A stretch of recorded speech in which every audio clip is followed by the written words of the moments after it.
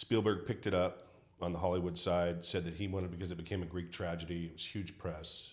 That's what they like up there. Even though it was a great story, it now became a Greek tragedy because the hero was dead. Yeah. And so Spielberg picked it up. I was not that happy with that because Spielberg's kind of a gun grabber. Mm-hmm. And I was worried that he was going to try and change this around. And he dropped it about 30 days later. And then I got a phone call from, Saturday morning. Hello, Scott. I said, yeah. He said, this is Clint Eastwood. I want to direct the movie. I said, dude, you were the choice from day one.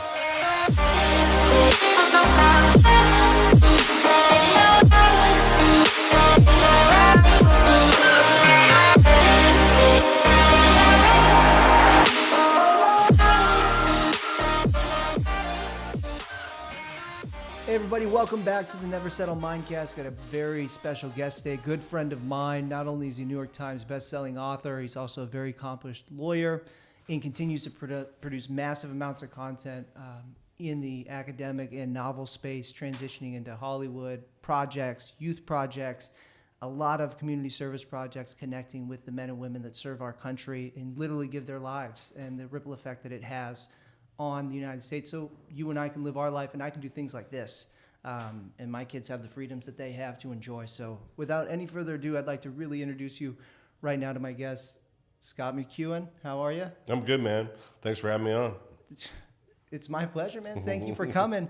I think naturally a lot of people who may not be familiar with who you are, likely they know you for a fact from American Sniper. But let's give a little bit of background, sort of coming from Oregon upbringing, transition to law, and then really the fun stuff seeing you get into writing these New York Times bestsellers that transition into mega hits. Yeah, I grew up in a small town in Eastern Oregon, population, I think it was 1,200 when I was growing up, but my dad had a ranch, a cattle and horse ranch on the edge of that area, that town. And so, I grew up literally on the breaks of the Blue Mountains towards Idaho. And it's, high plains desert, rough country, rough upbringing as far as, not a lot of money, just good, clean American family. Mm-hmm. And my dad was a hard worker and, worked to the day he died. I mean, so that's just the way ranchers are. Farmers are, so you kind of get that work ethic from that background, if you will. And I was very much into the outdoors, and so I hunted and fished almost constantly, and which really helped me to understand ultimately working with the military and people like Chris Kyle, because I grew up shooting at animals, whereas he grew up shooting at terrorists. So, but we used the same rifle, the same exact caliber. And so 300 or 300 Winchester Magnum. Yeah. So we could talk 300 Winchester Mag all day long. And, because I grew up elk hunting with it, deer hunting with it, everything, coyotes, whatever else is messing with the animals. So, it was a natural transition as far as that nexus between, say, for example, Chris and I. And when we started working on American Sniper, we always had things to talk about. And then I went from there to Oregon State, undergrad, graduated from there, came down to California, went to law school after living in England for 2 years. I took a break between undergrad and law school and worked in London and kind of traveled around Europe, and then decided I originally wanted to be a doctor, actually had applied and was accepted to medical school and decided not to go, kind of just burned out and left for Europe for a while, and then ended up going to law school. And so, the rest is kind of down here in Southern California, raised my kids here, got 3 kids, love San Diego, started out practicing in LA in the jungle. Yeah. And did not like that town at all. And I still don't, frankly. It's not my favorite place on earth, not unlike a lot of people. But, but it was a good education. I mean, as far as a lawyer's concerned, Cutting your teeth. If you can roll there, you can roll anywhere. Yeah. And ended up going through pretty intensive, if you will, first few years of law practice in downtown LA, and Then got a job down here with a pretty big firm here in San Diego. And then, when we met, I was running my own operation, for medium-sized corporate defense. Yeah, it's crazy. But first of all, history thanks you.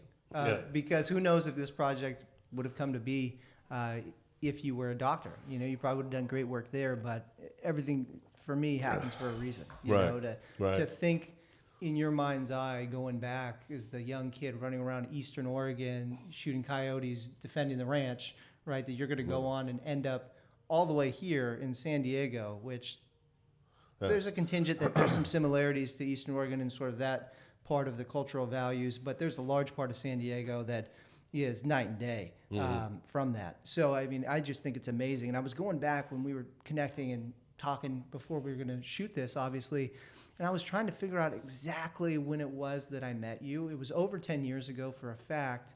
I was still in law school. I believe I was interning with Paul Turner in Hershey, still at his office out in La Mesa on Fletcher Parkway. Right. I think that was, I think that's at least 10. It was 07 or 08. Yeah. I can't remember exactly which year it was. But yeah, no, and it's been a wild ride. And the thing that really I admired not only was the law practice of you, because there's never any fear, right? Which is one thing. It doesn't matter what the other side says. You always had this okay, and move the noise aside. Let's get to the issue.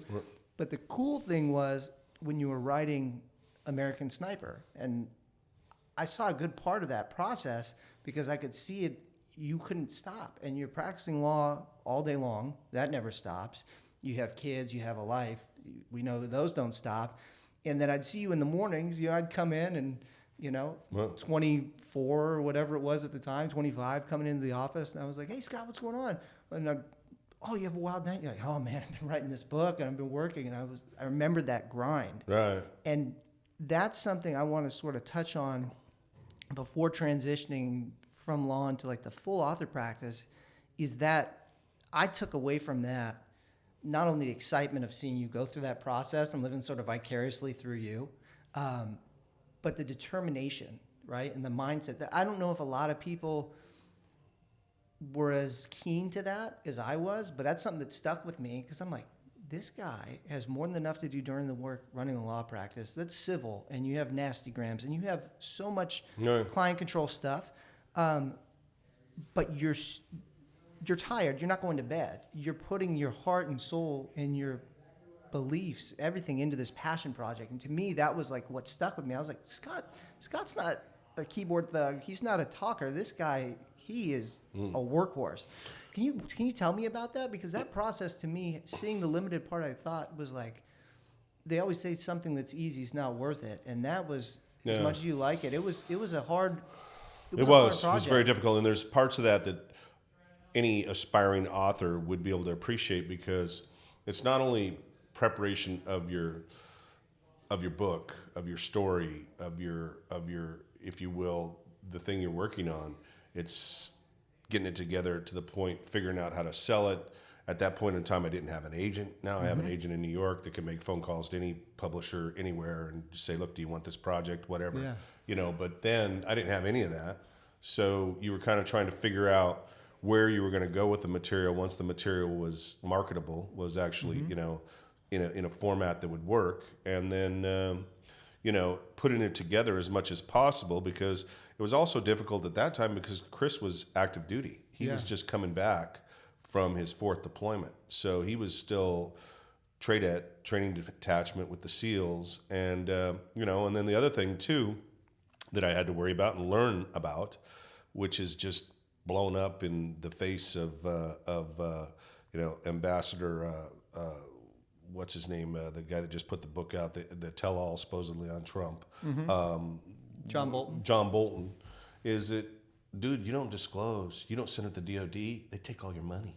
I remember that. And I don't know what idiot was advising that guy, but he's probably going to be sued, because, or if he did it on his own without doing it on his own gumption, but I made it very clear to everybody that I've ever done a book with, including Chris, Ryan Zinke, other very big figures, that I won't be involved if you guys don't want to submit, because I'm not going to be the guy that's a fall guy when the government comes back and you tee off some guy here, the president, and the Attorney General of the United States, and they come back and they say, hey, we're going to take all the proceeds and we can criminally prosecute you if we want to.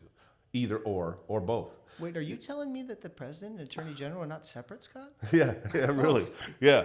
But anyway, yeah. So, but I mean, it's, it's an interesting part of it because there was the law part of it there too, that you had to be concerned. And when you're dealing with somebody like Chris, who deployed as many times as he had and had as many confirmed kills as he did, you also have to be concerned that you don't, let's just say, stir up a hornet's nest that could come back and bite your guy. And that was a big part of it too, because even when the DOD is done with their review, that's when the real review starts with the CIA, the other groups that he's worked with, done jobs for, the other people that he's done work for. They all have to review it too, and the SEALs and all the commanders at the SEALs who might not like a story about overrunning your support, being left bingo with no ammo, no fuel, in the middle of nowhere, stuff like that. They don't like to hear those kind of stories, and so then you got that blowback coming as well, and you got to kind of move your way through that to try and make sure that your guy still has, let's just say, the ability to get Navy contracts for training of people once he's out, because they can blackball you there and say, look, which happened. We had those threats that if you put this in there, you're never going to see a training squad at your school that he was trying to make it, after he got out. So there's a lot of different politics there that people don't realize.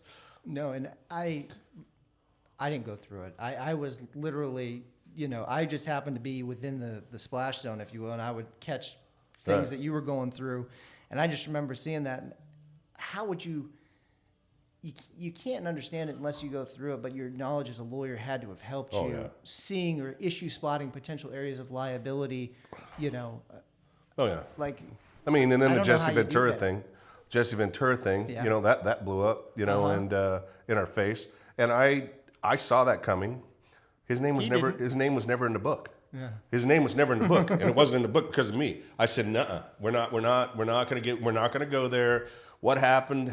Whatever happened. It was a drunk night with a bunch of SEALs. As with a bar fight, you're gonna get, with 10 guys in a fight, you're gonna have 35 stories, from everybody else around, whatever else. Who knows what happens? I never did know, but I said, look, at the end of the day, we don't need to put names in there, and so we just avoided that. But still, during interviews, things were talked about that maybe you told them not to talk about, but it ended up being talked about anyway. So you can only do what you can do. You can only put your client on the stand and ask him to tell the story, and avoid certain parts of the story, but still tell the truth. And then sometimes they don't avoid it. Yeah, you marshal the facts as best as we can. Yeah. And maybe one other interesting point to touch on there too was forging the relationship you did with Chris, because as you know, way better than I do, but I have friends that have been deployed, that have served, still serving, and I respect them to death, but they have to compartmentalize so many things. A lot of times they don't want to talk. They don't want to, and they don't want to necessarily share stories. So to be able to cultivate that relationship and that trust, to have them focus, be able to recall it, that a lot of times for survival, I think psychologically they have to repress, otherwise they can't move on. To share them with you with the trust, and then get on board with the project and sort of dig their heels in with you. And with those guys, if they're with you, they're with you. It's not once they're committed, that's it. But I think that was a fascinating part too, right? Well, it was, and I always told Chris from day one that while we were recording, and really a lot of it was the recording of the interviews, not unlike what you and I are doing here. I would just sit down and, except we usually had a half case of Coors Light, and and we would just start the recorder and start saying, okay, this is your second deployment. You're in Ramadi. Here's what happened on this date. You got this medal.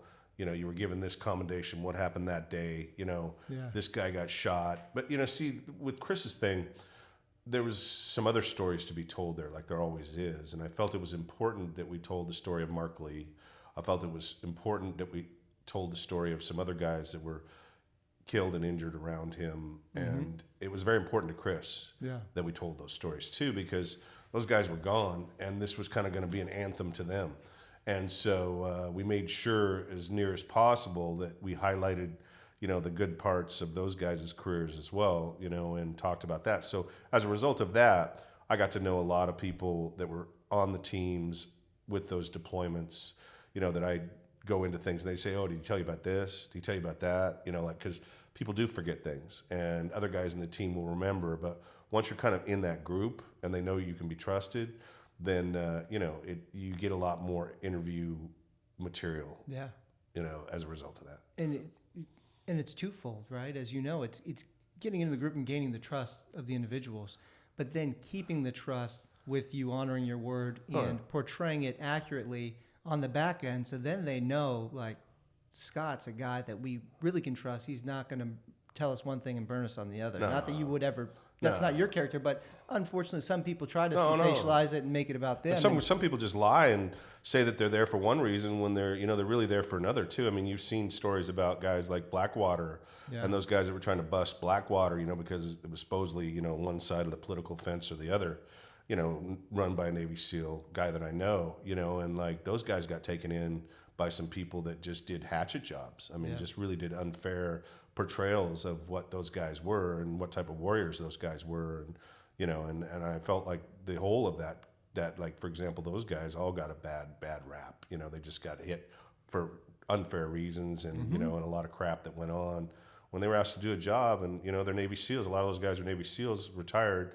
And when they're asked to do a job, they get the job done. And whether you like the results or not, that's what their job is. I mean, you're in a war zone. You said, protect this guy, make sure that this guy doesn't get taken out, whatever, the ambassador to whatever is there, whatever else. They're not there to mess around. Yeah. They're there to make sure that their job is to make sure this guy walks out of there, with all four limbs. So it's like, they're very effective in what they do, and that's the way those guys are. Yeah, I mean, they're trained to be that way. Yeah. And as much as each one of team members are all alphas and they're all insanely competitive, there's a conscious switch when they're in a team engagement or given orders where then it's not selfish anymore. It's selfless and team first. Right? And that's why they have the ability to see it through and follow those orders. If everyone's sitting there having never been to war but understanding the complexities as best as I can, everyone's sitting there questioning every sort of decision. Well, how could this blow up on me? They're all going to die. Right. You don't have that kind of time. Oh, no. You have to just go on your training and react. But, and moving forward with how that project was handled correctly and received to become not only transition from a #1 New York Times bestselling author into one of the highest grossing U.S. war movies of all time. The highest. It's the highest, right? Yeah. Especially, it's phenomenal to see that project through and to see the reception it got with people having a better understanding. And I think we've talked about this before. One of the conscious decisions you made, which added, I believe, to the appeal of it in your analysis of it, was highlighting that the family goes to war and the effects that pointing out, #1, that now we've been at war for 18, 19 years. I think you said the other day. And it's been going on so long, we sort of forget about it. Yeah. And it's unfortunate, but it's still happening. We're still actively engaged overseas. And the effect that has not only on the warriors themselves, but their wives and their families back home. Well, it was important to me because I was friends with Chris and I knew Taya real well as well. They were having a lot of trouble, and we never tried to hide that. Mm-hmm. In fact, we embraced that and just said, look, this is the trouble we had, and maybe this is how you can help yourselves get through this like we did. So they were having a lot of trouble. And Chris was down at my house a lot, and because we were not that far apart where we were living, out in East County, San Diego. And so, I saw that going on, and, actually even Chris, consulted me at one point in time and said, I need a divorce lawyer. And I looked at him and I said, dude, you don't need a divorce lawyer. You need to get the hell out of the military and patch up your marriage. Yeah. This has nothing to do with going to get a divorce lawyer. I know plenty of divorce lawyers, and they're not about trying to help you patch your marriage up most of the time.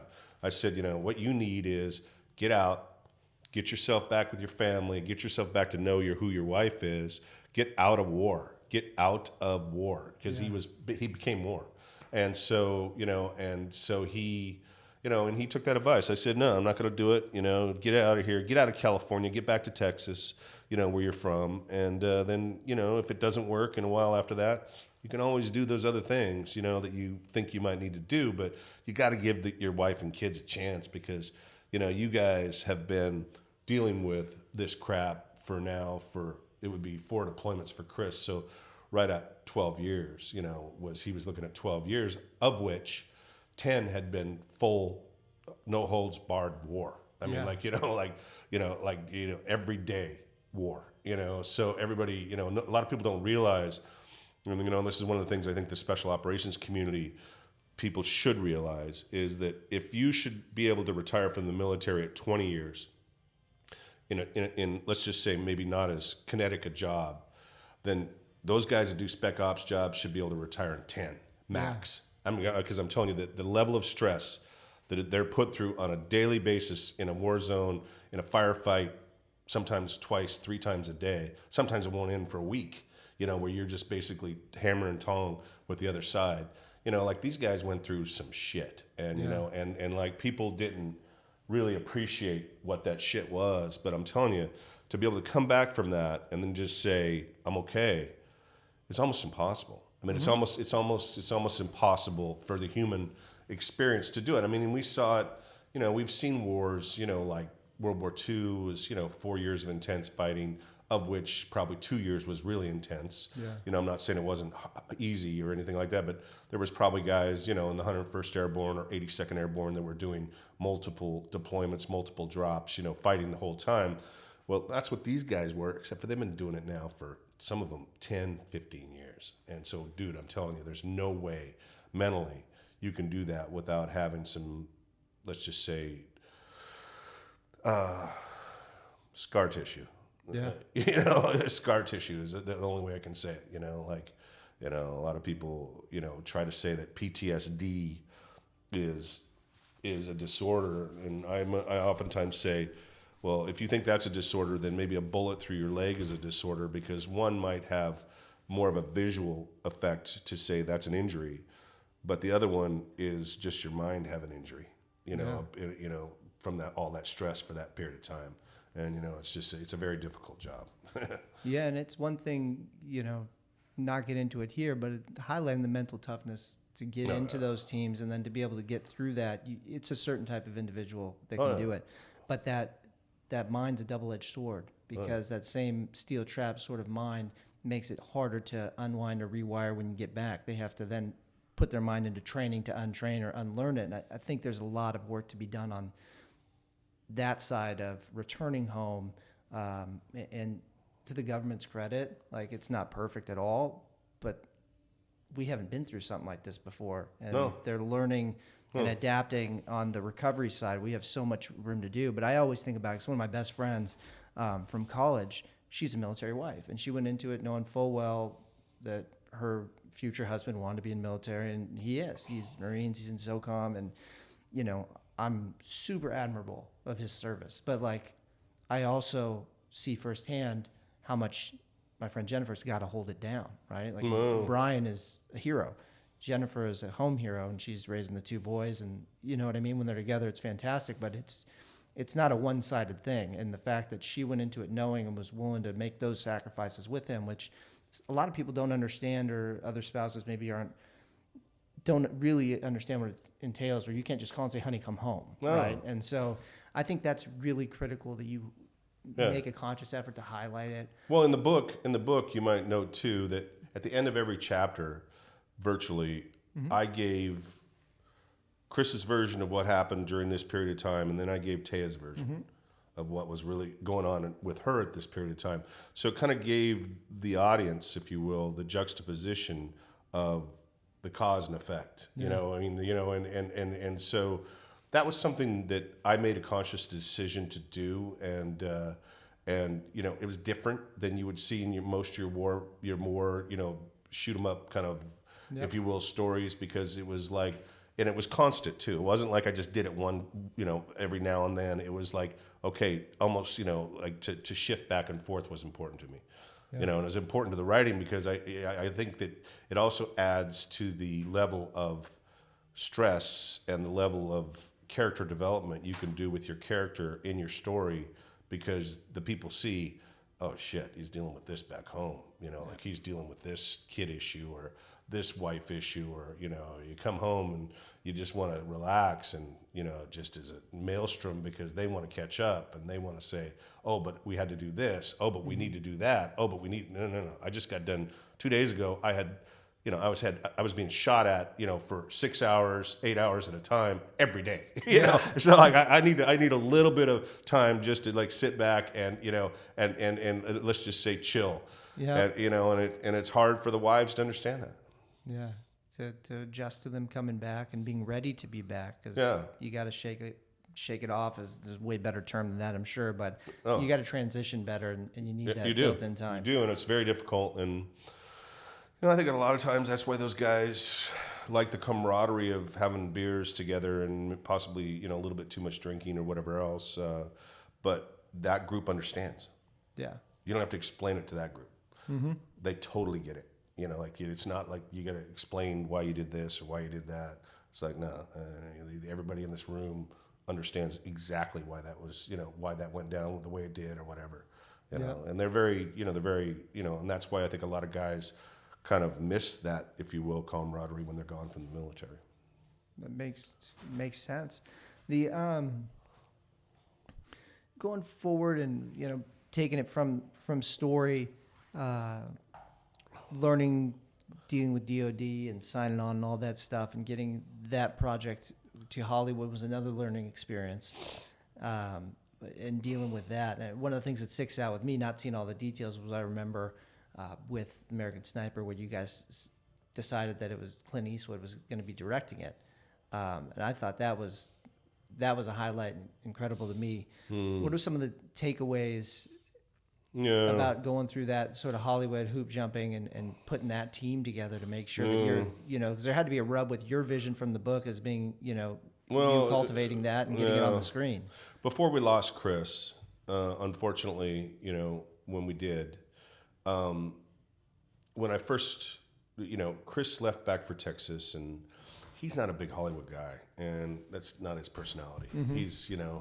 He's an outdoor guy. He's a Texas, he likes going out shooting, riding horses, same stuff I did growing up, hunting, that kind of stuff. He didn't want to be around Hollywood. Yeah. And so it wasn't his world, but I told him, I said, there's an opportunity potentially for us to get Clint Eastwood to direct this. I said, I don't know if it's going to happen. I don't know if it will happen, but the guy that I'm talking to at Warner Brothers, one of the guys interested, and we were like full on down the line with 20th Century Fox. Yeah. And I mean, like documents, drafts going back and forth. And when Andrew Lazar contacted me from Warner Brothers, and there was a couple hitches that I had with 20th Century Fox and the people there that, I just didn't like the way that deal was going, and I had a feeling like it just wasn't right. And so they're like, oh no, this is the way we do things. This is the way it's done here. And I'm like, yeah, but that doesn't make sense to me. Everybody up there is going to blow smoke up your ass if you let them. Yeah. And, and that's one of the things, I hired my own counsel up there ultimately for us, a woman that had been with 20th Century Fox for 30 years, and she confirmed my suspicions. Anyway, so I was a little bit, let's just say that deal didn't work. And so Warner Brothers was there in the offing, as well as some other people too. So went and talked to Andrew Lazar at Warner Brothers, who's an honest guy. I mean, I've never said anything bad about Andrew. I never would. And we're friends and still friends. And so he told me, I was in his office, and I said, well, what do you see this project being? Who do we want to write it? Who do we want to do the screenplay? Things of that nature. And he's like, look, dude, he said, I got a guy, that I want to introduce you to, because I talked to the guy that wrote Black Hawk Down, the screenplay, a bunch of other stuff that we're interested in doing it, and he said, I got a guy that I think you need to talk to. And I think he understands this. He actually had met Chris. And so before any of this had happened, and he's genuine, he's real, he's an athlete, and he understands this world. And so I said, all right, and he ended up introducing me to Jason Hall. Anyway, Jason, who wrote the screenplay and got an Academy Award nomination, rightfully so for it, and should have won. But anyway, but for the politics of Hollywood and Yeah. them not liking Clint Eastwood. Anyway, end of the story, and which is doesn't matter to me. But as far as who wins what, but so Jason said to me, "Look, this is my vision." We sat down for lunch up in Del Mar. We met halfway, and we were just supposed to be at lunch. And 10 o'clock, we realized. I said, "No, I think you're the guy. That you're the one. You get it. You get this." And so I said, "I'm going to recommend you to Chris. To be the guy, and he will take my recommendation." He didn't. He's not even. He just trusted me to make those kind of calls. And so I said, but. And I talked to Lazar, and Lazar said, "Look, dude, I can't tell you that Clint Eastwood will do this project because Clint won't even look at a project until the screenplay is done. He's done with that part of his career. He doesn't look at books. He doesn't look at ideas. He wants to see the screenplay and see if it works for him in his vision of what the story is." It's interesting. So, I mean, he doesn't mess around with that stuff anymore. And at his age, probably smarter. Anyway, so although he's doing great. Anyway, but so he said, I'm not going to lie to you. I don't know that he's going to do it. I'm just telling you that there's that potential. He did Space Cowboys with me, and I told him of this project, and he said, "Well, send me the screenplay." So once it's done. Then basically Jason said, I think we know the guy that should play Chris. And I said, "Well, who do you think?" And he said, Bradley Cooper. And I said, "Really, dude?" I said, People Magazine's best looking man in the world 3 times. I said, Hangover. Hangover. I said, "You really think he can play a Navy SEAL?" And Jason's like, "Dude, I really do." And he said, "Why don't you guys talk and see if you get the same impression?" And I said, "All right, I'll talk." And one thing led to another. And the last telephone conversation Chris, and the only telephone conversation Chris ever had with Bradley Cooper, was on my cell phone. Bradley called me. I 3-wayed Chris in. It was just up the street here, about 2 blocks, sitting down having lunch. And I put those two on together, and they talked for about an hour. And I said, and I said, from my perspective, once again, I told Chris, I said, it's going to bring huge, he's an A-list actor. It's going to bring huge marketability to the film. I said, I think he can do it. I mean, I think he's willing to get dirty, get sand in his teeth, and get, play a role he's never played before. And he did. Did a great job. And so, I thought Bradley did a great job. Another ripoff. I thought he should have got Best Actor. He was nominated but didn't do it. But once again, the politics of the day. So, and so Bradley got on board. Jason got on board. Andrew got on board. Huge producer, Andrew Lazar, mad chance at, who has an office at Warner Brothers, just down the street, just down literally 50 paces away from Clint's cabana. So anyway, on the Warner Brothers lot. And so, we had the team kind of together. Jason started writing the script. He was working with me and working with Chris on the script. And then, Chris is killed. Yeah. I mean, it was like, it was just like a frickin' shot, from the blue sky of electric lightning killing the guy sitting next to you. You're like, what the, I couldn't even fathom what had happened. I was like, fuck, I was really, really like, because I heard it from a buddy of mine in SEAL Team 6, and he called me up and he said, Chris is dead. And those guys have a really deadpan sense of humor. And I said, look, dude, good joke. He's like, no, I'm not kidding. He's like, I'm telling you right now, there's people out there. You better watch out. You better put your alert on high. Somebody killed him. And we're trying to figure out whether it was foreign, domestic, because at that point in time, Chris was pretty well known, and they had a price out on his head to kill him. Yeah. And they said they were going to kill everybody involved in his story too. So it wasn't like we were surprised that he was, that was a threat, but it's certainly not a threat from the direction it came. No. And so, it was just a bizarre day, and what more can you say about that? Just that it's just terrible. Anyway, but then Spielberg picked it up on the Hollywood side, said that he wanted, because it became a Greek tragedy, it was huge press. That's what they like up there. Even though it was a great story, it now became a Greek tragedy because the hero was dead. Yeah. And so Spielberg picked it up. I was not that happy with that because Spielberg's kind of a gun grabber. Mm-hmm. And I was worried that he was going to try and change this around. And he dropped it about 30 days later, and then I got a phone call from, Saturday morning. Hello, Scott. And I said, yeah. He said, this is Clint Eastwood. I want to direct the movie. I said, dude, you were the choice from day one. You were first choice. You were first choice from day one. I said, let's do it. That's awesome. And then we just, and then one thing led to another. Because I was a consultant on the movie as well. I was like in the contract, a consultant on the movie. So, I could be there as much or as little as, they obviously didn't want much from me. The screenplay was done. Jason had finished the screenplay before Clint picked it up. He was almost done literally when Chris was killed. But I did consult on some of the parts in the ending, because I said, I think this is important that we do things in a certain way because this is going to be really his kid's only version of their dad. Mm-hmm.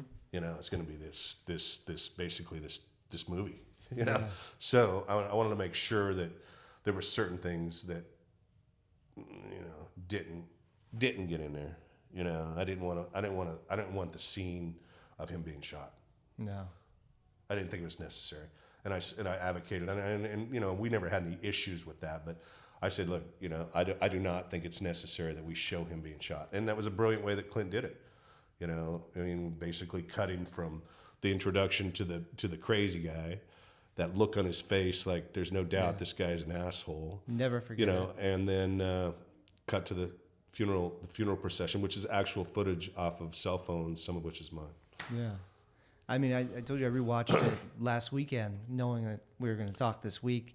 It'd been a while. I still have my autographed copy that you so graciously gave me of the book. Yeah. I was just switching storage units, and I got it tucked away in there. Right. But yeah, every time I just lose it at the end of that movie. Oh no, it's truly a piece of American history. And I started the project knowing that it was important historically that I did it right, because I was really concerned that this guy was this generation's warrior. I mean, Band of Brothers, Audie Murphy, the real stories, if you will, from World War II. That was that generation's warrior, and then you had some of those guys, in Vietnam that became that generation's warrior. But Chris and his group were really a pretty integral part. Not that they were, any different or more special than any other guy or woman that deployed, but they were. It was an important part of history to show how it was that Chris became, the number one sniper in United States history all time. Yeah. Confirmed kills, and it takes a toll. You kill that many people, it takes a toll. Yeah. A lot of people don't realize that. You don't just walk away from it. It's like you are judge, jury, and executioner every single time. Mm-hmm. And Chris was able to handle it. Don't get me wrong. I mean, the guy, he was fine with it, but I still think it took a toll. Yeah. And a big part of that is, focusing on the number of, if that many confirmed kills that are actual threats, you can multiply it by whatever large number you want to get the number of lives that he saved. Oh yeah. Which is like, for the record, the confirmed kills thing is huge because no one could ever walk away from that, and that it's not like a war story, like a fishing story, right? Like, oh, it was bigger than the room. No. But the amount of people that were thankful for his service because the Overwatch protection, I think, is huge. No, he got to them before they got to us. That was his job. Yeah. His job was to make sure he got to them before he got to our guys, and that's why it was always good with him. It was always, and that's why, and it should be. That's his job. His job is to do that job, and his job is to eliminate the enemy before the enemy can eliminate our guys. Blowing up bombs, cars, MRAPs, freaking, shooting, whatever, sniper on sniper duels. Chris had multiple sniper on sniper duels. I mean, one of them was kind of depicted in the movie, and Jason took a little liberty there, which that's okay. But, just kind of on who that you're shooting at from a mile and a half, that's a difficult thing to know, but it's obviously part of it. We knew that guy was there. We knew that person was out there. I'm not saying it was inaccurate. I'm saying that sometimes you have to extrapolate, and I thought he did a great job of it, In this question, you may not be able to answer, but did he always use a 300 Win Mag? Because there's a lot of rave that perhaps they were using. Using 338 Lapuas, or was that was his? No. That was his tool. He would deploy. Those guys would deploy like Chris would deploy with everything from a 50 cal to a frickin', to a 223, like, Okay. so you had Well, Remy. everything in between, in 338s, 300, but of his longer range shooting rifles and his, if you will, rifle that he used almost all the time was the 300 Win Mag, just because your ammunition is huge less a weight than, say, for example, a 50 cal, let alone the weight of the rifle. The weight of the rifle is huge, and then you got, your weight of your ammunition. And the other thing too is with a 300 Win Mag, you're just faster because your recoil is less than a 338. Even though you can reach out another 500 yards with a 338, it's just your recoil slows you down. And when you got to take out multiple targets in succession, you can rifle through that 300 a lot quicker than you can the 338. That's one thing I want to get back into, like, more seriously. I shot bigger rifles as a kid just because my grandfather passed down like this immaculate 7mm, and my dad had like a 30-06 hunting rifle. I've transitioned more into the AR style range shooting. Sure. But one thing my brother-in-law wanted to get into, want to get in one of those sort of distance and windage classes where you learn how to do the MOAs. spotting. Yeah. And get all into the MOA and figuring that out, because that's one that I think is just a unique skill and thrilling once you're able to drill it down and really get it with pinpoint accuracy. So I know there's some classes we looked at. My brother Chris was looking at one in like Colorado or something where they had like a 3-day seminar and like a 6-day seminar just to give you some basics. But teaching people to do mile shots. I mean, it's crazy stuff. 5,000 yards. 5,000 feet. Kind of shots. 1,600 yards, which is outrageous. Outrageous. Yeah, I agree. They're out there. But, the thing is with like a SEAL team sniper like Chris, and what I always found amazing when I shot with him was, just on a cold bore drop down. Cold bore means you haven't been shooting a rifle and you're basically shooting a cold barrel, which reacts differently than a warm barrel. Yep. As far as your ballistics, and you just pull down and shoot something very small at 1,000 yards, just boom. Like, those guys are so good and so quick, and just extremely good. And that's where they have to be. I mean, when you do it as long as he does, and somebody appears and going to blow up something or go across the street here or whatever, running at 600 yards, you got to be able to take that shot and make it. Yeah, it's insane. I mean, and anyone who's ever, I don't know, maybe people haven't shot a gun. If you pick up a gun and you magnify in on something and you don't know what you're doing, I mean, you're seeing this depending on the magnification because of your breathing. So to be able to go in there and do that in the stress of war is unfathomable. I can't imagine that because I know the difficulties most people, including myself, have until you get dialed in on the range and you get comfortable. It's not even a thought, for the team guys, right? They drilled it in. It's so instinctual. It's truly an impressive skill. No, you have to be, because if you don't have that skill set, either you or your teammate literally dies. Yeah. They're in situations where they don't get a second shot. That like it has to be the first shot and it has to be good. So they're very, very good at what they do. Yeah, incredible. I mean, it's incredible service. The spinning off of that, obviously we had American Sniper. I think you're up to, last I counted, is it 9 or 10 books? You had the Sniper Elite series. Yeah. And now I'm at 10, yeah.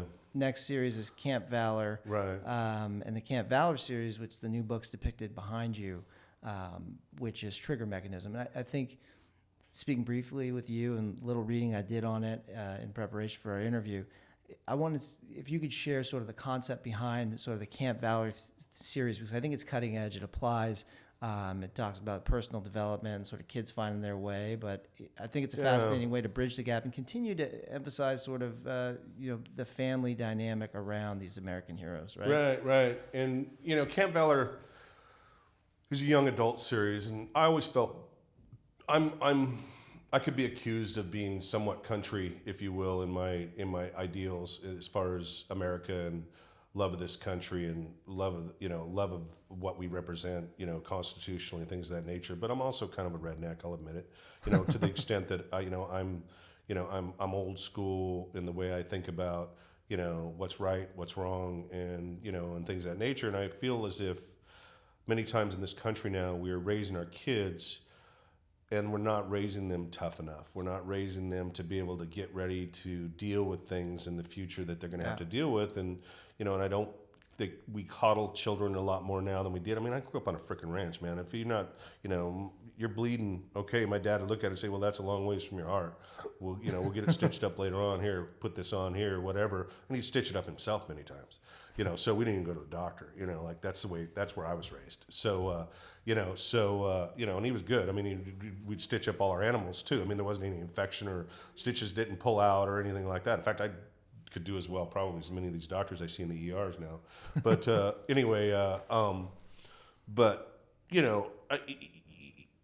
I felt as if this country has become too, if you will, coddling of your children, and as a result of that, these kids are really not prepared to deal with stuff. And now we see a lot of blowback, I think, that is caused in this country because of children having zero discipline and thinking they can go out and burn shit in the street and and cause chaos and have no repercussions in their life. And I don't care if you're RD, LGBT, I don't care what you are.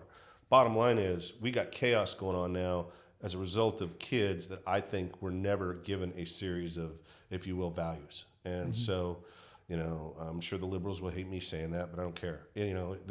And so I wanted to write a book about kids developing a skill set in today's world and becoming, if you will, patriotic, and then saying it's okay to be patriotic. It's okay to love this country, because now I feel like these kids are taught a lot of times that to love this country is to hate something that these liberals want you to, to embrace. And it doesn't have to be that way. It doesn't have to be, that dichotomy need not exist. You can live the way you want to live. That doesn't mean I can't love my country, and that's that was the genesis of the Camp Valor series.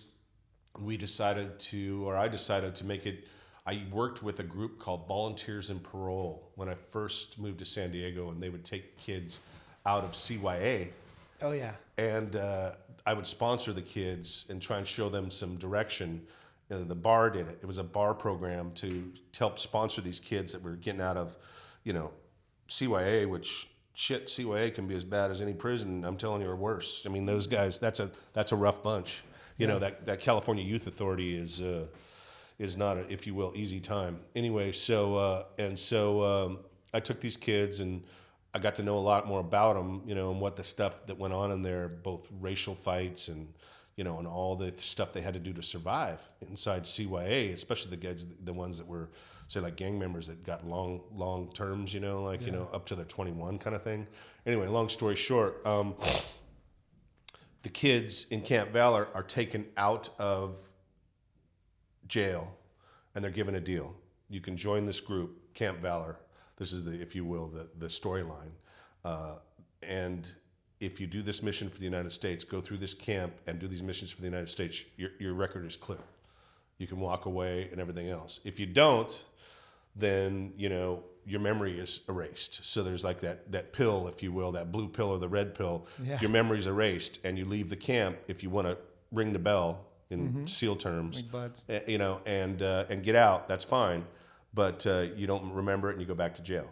And so it's kind of like the government saying to these guys to do it. And so you get this group of kids together to run these special operations missions for the United States and infiltrate, really bad, if you will, internet groups, black net kind of stuff, that kind of stuff, because they're young kids.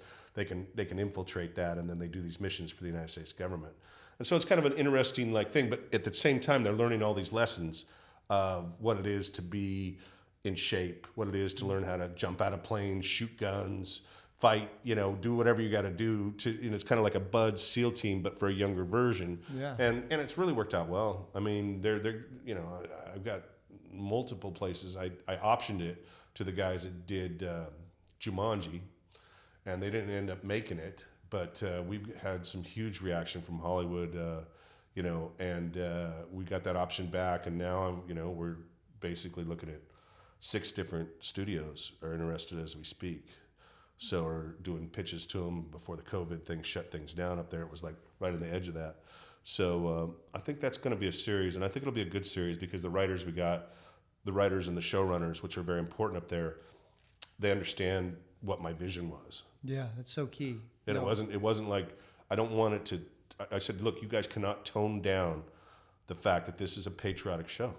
And it's about, wanting to do a service to get yourself back from, if you will, being down as a result of committing some crime. You can still do a service for this country, and then you're back part of the country. And, that's kind of the idea that I wanted to do for the show. And I think they're going to do it right. I think these guys are going to do it right, I hope. Once you give a project up there, you hope and pray they don't screw it up. Yeah, and learning lessons, learning how to deal with adversity, learning responsibility, learning accountability, are all things that we need to instill into humans. But they say millennials now. I guess that's the generation below me. I don't know if there's one below them, but those are things. Those are life skills that transition political party affiliation that need to be understood, right? Yeah. And when you're dealing with that, I think it's an interesting theory. It reminds me back, because I had kids. I grew up not from a well-to-do background, no real advantages, inner city, tough part of the streets, playing stuff in the we didn't have ranches. We played everything in the middle of the street in Dodge cars. That's how we played sports.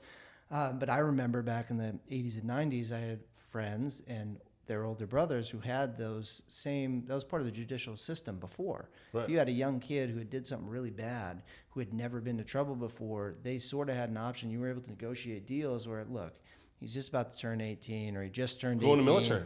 Yeah. We're going to, rather than just warehouse him for 6 months, let this kid go to the military and serve his country, learn the life lessons he needs and the discipline he needs. I saw it many become times an adult, too. right? And so that's when you told me about this story. That's immediately where my mind went, being in the criminal arena and trying to find out with creative ways to resolve cases in clients' favors, as well as you have to understand what the government would want out of that deal, right? The prosecutor, whoever you're dealing with. And so if you can correct the harm, have them pay back in form of some sort of service other than stamping license plates or warehousing. And on top of that, give them the skills so that we don't have them back as a recidivist later. Sure. Right? And more harm. That's immediately where my mind went when you were telling me that theory. I was like, I remember my neighbor Russ. He had to deal with that. That's really what it's about. And it's about redemption and things of that nature as well. So, no, it's been well received.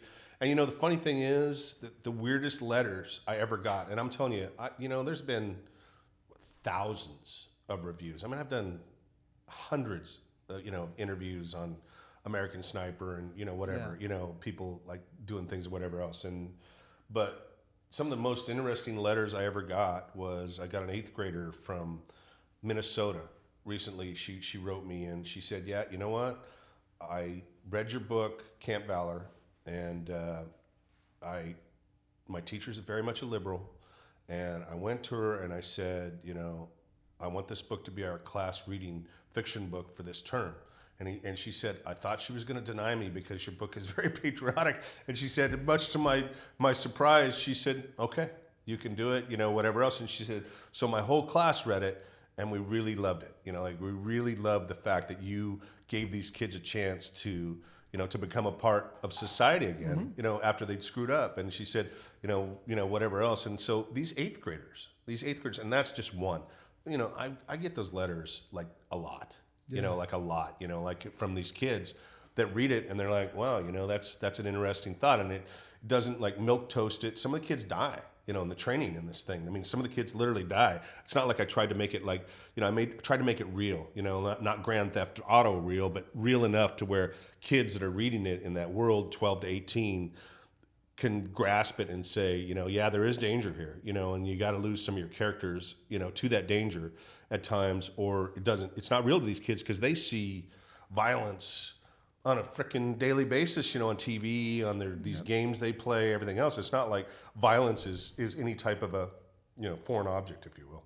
Yeah, no, I look forward to checking it out. I can't wait. The only thing I ask, if they pick it up and they start making things, you didn't get me in as an extra on American Sniper. I personally think I would have been fantastic. Yeah. I think I would have been great. I probably would have won something. Well, I'm just saying. You never know. You never know.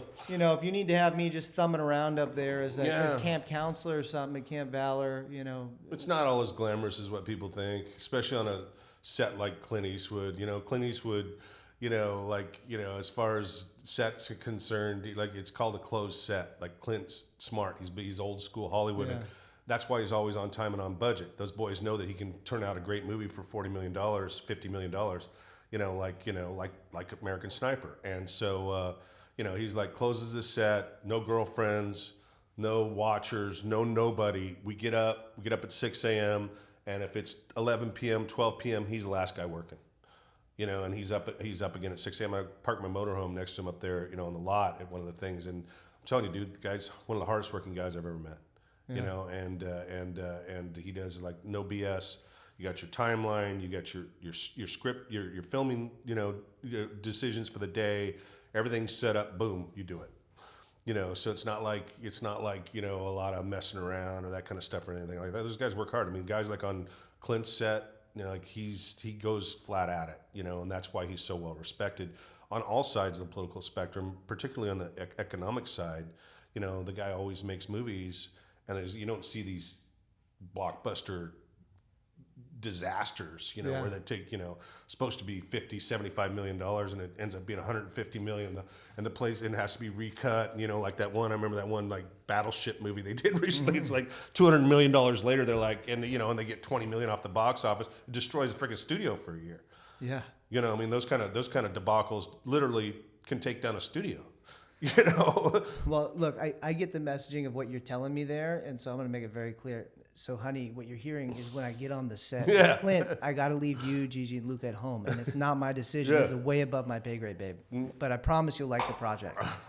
I got you. Thanks, Scott. I appreciate that. Yeah. But so, in closing, just taking away not only the stories and the engagement, and I think the last thing, sort of to really touch on and highlight,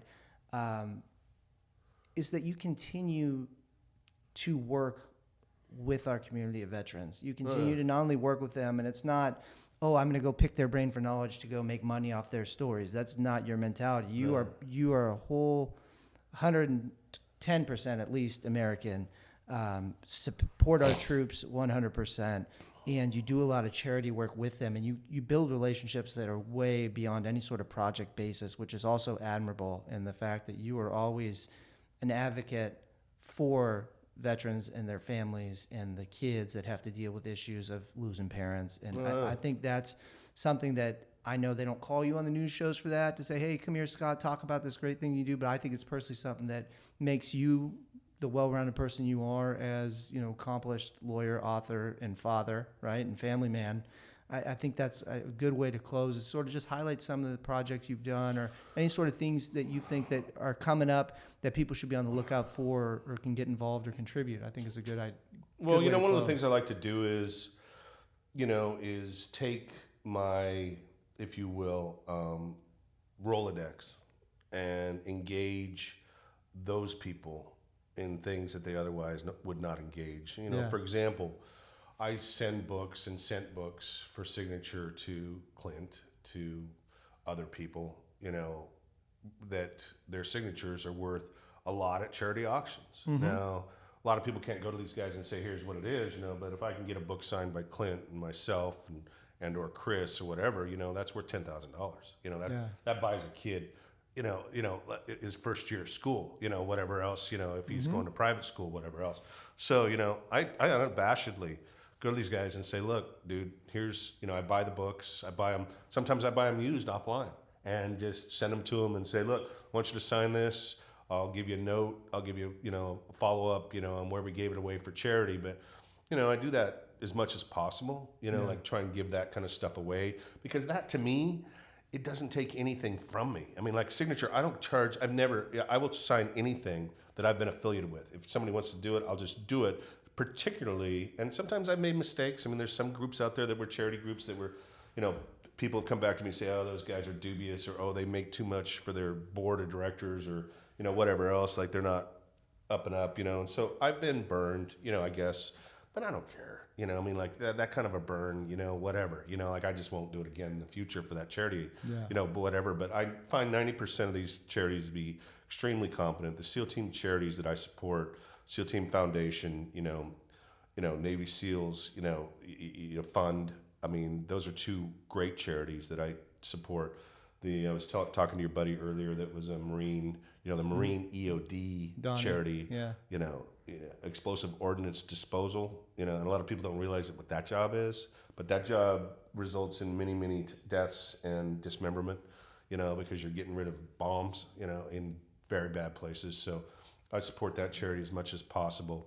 And so I try and do as much charity work as I can across the nation. I really do.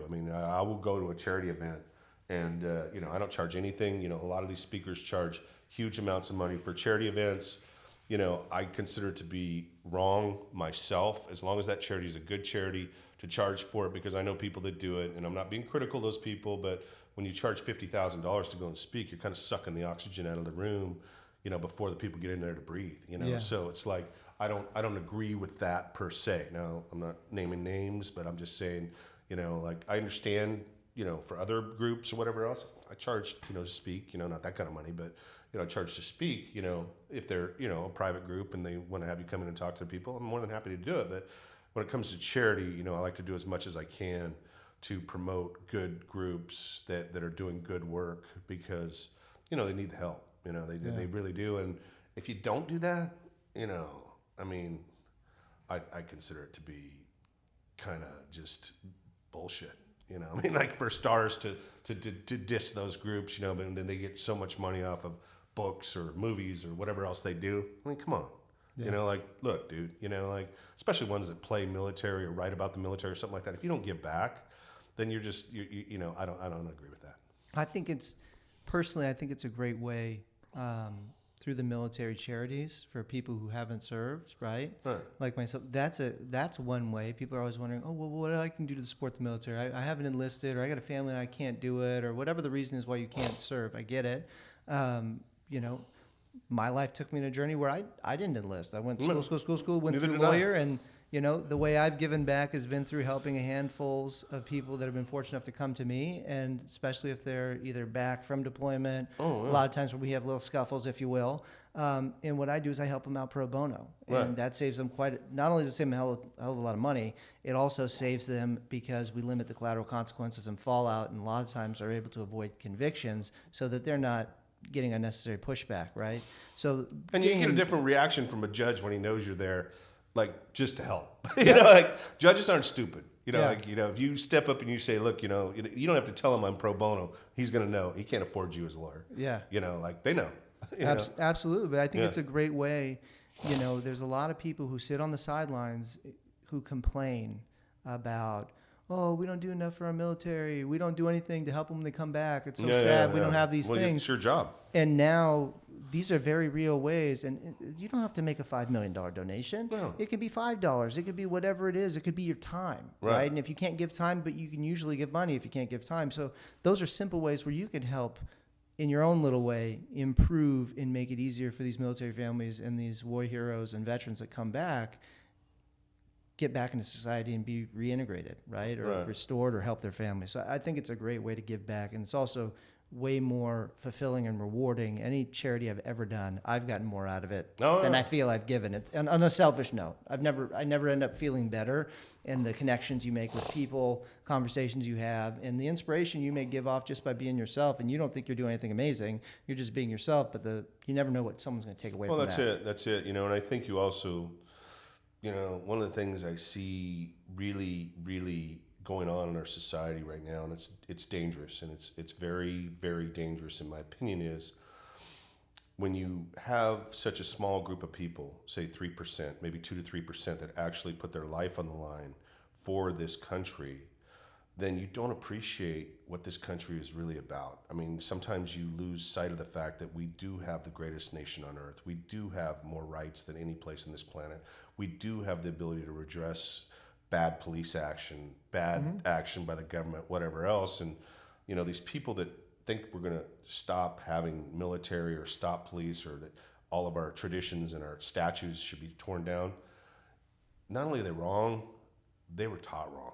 They never received any values growing up, and that's unfortunate that we have that going on, because I find that very dangerous in a world like what we live in. Yeah, no, and there are definitely a lot of things going on right now with social movements, Black Lives Matter, and there are great principles that need to be recognized. And as the greatest nation in the world, we can always improve. Sure.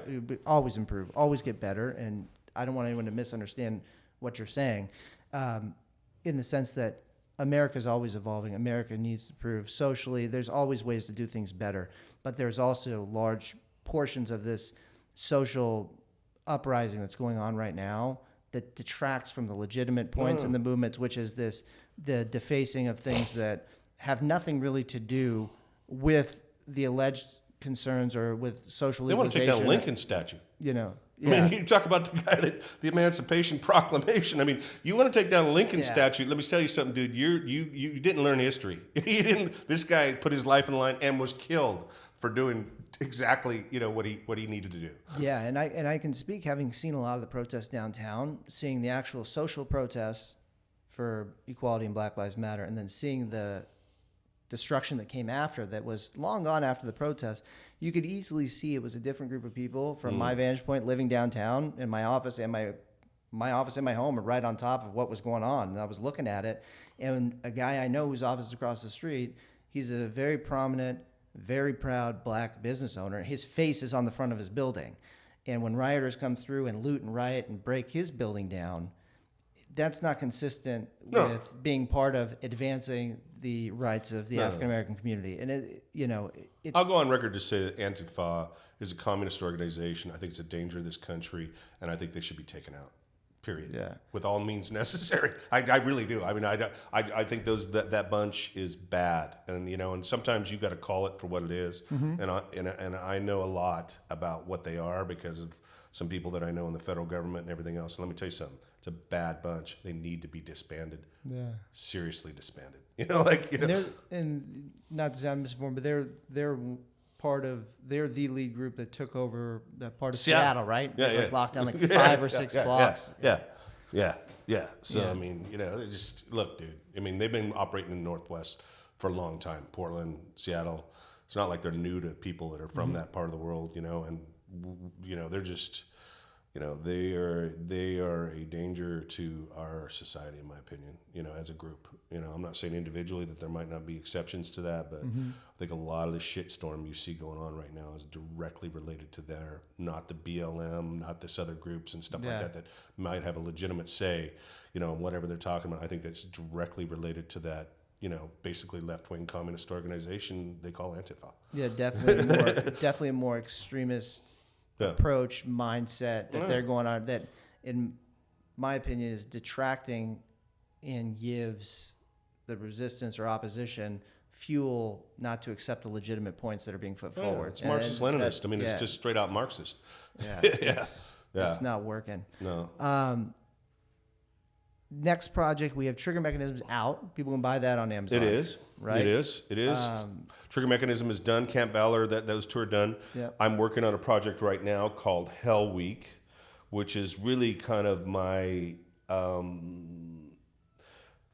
attempt to psychologically throw myself into the mix of all these warriors that I've known, and the one thing that they have in common, and I've known hundreds of SEALs now, and the one thing that they have in common, all of them, is they go through an experience called Hell Week and BUDS. And basically, it's one of the most difficult physical and mental experiences in the world, not just in the military, but period. It's very, very, very, very hard. And, they have a huge attrition rate. And, but once they're done with it, those SEALs that come out of it have a bond that is virtually unbreakable. And I've tried to distill down what those mental, if you will, collectively stories that they've told me about why it changed them and why everything after that is relative.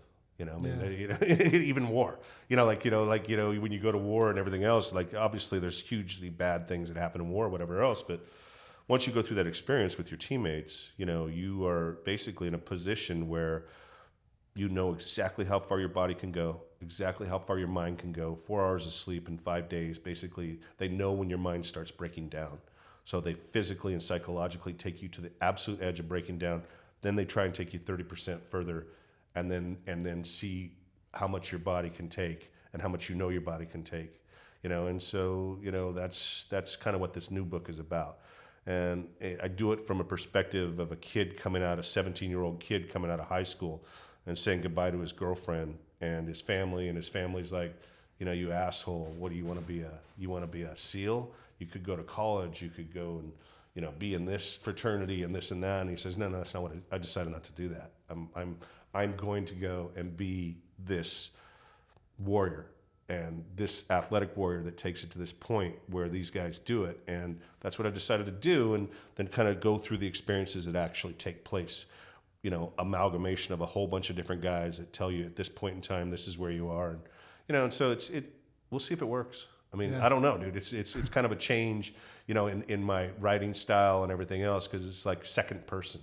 It's not first person, it's not third person, it's second person, where the guy is looking in and saying, and then you do this and you do that. So I try and put the second person, the person reading, in the shoes of the guy that's telling the story. Nice. I'm looking forward to it. And for those who don't know, SEAL, when you go to SEAL training, you go to Buds, and we have it here right on North Island. Exactly. This is where all SEALs are born. This is the homeland for SEALs, and it's something that San Diego is very proud of. Out of all the military we have, we have SEALs, we have Miramar, made famous by Top Gun, we have Kansas City Barbecue, and all the other Navy contingent that's here. But Hell Week is the last week of Buds, right? Hell Week is not actually the last week of Buds. Hell Week is done 4 weeks into Buds. 4 weeks into Buds? 4 weeks into Buds, they do Hell Week. They give you 4 weeks. And the reason being is the rest of Buds is 18 months. And they invest over $1 million in every man. And so they want to know right up front whether you're going to make it. And so they start it right off with Hell. And so if you can make it through Hell, they know that those guys, they're going to keep 90% of those guys after that, because they've just put them through Hell. And the ones that are going to get out, got out and rang the bell. But, that's why they do it early, is because, then you go to, SEAL qualifying training, you go to weapons, bombs, jumping out of airplanes, basically start investing huge amounts of money in every one of these guys. So that's something completely new to me, and I trust you. You know better than me. Maybe it's because there's the first part that always gets highlighted in every sort of SEAL story or show I've seen is always focusing on the water training here, and it's always at least presented in the sense that that's where sort of what we can share with you cuts off. So then they go into more water training, and then I know they have the weapons, the land, air, and explosives right. After that. Right. That's fascinating. Yeah. No, they put it. They do it right up front because they want to know. They want to know that before they start, teaching you how to dive and do all your diving stuff and all your swimming stuff, and everything else. And you're obviously very expensive, explosives training, weapons training, all this other stuff that you have to do to be so qualified. They want to know whether you got the mind and the body to do it. And so they right up front weed out the investment that's not going to be worth it for them to spend another $1 million on. Wow. So it makes sense when you think about it economically. Yeah. Why invest all this money when they can't go through this hell that they're going to put them through at the end? You don't do it.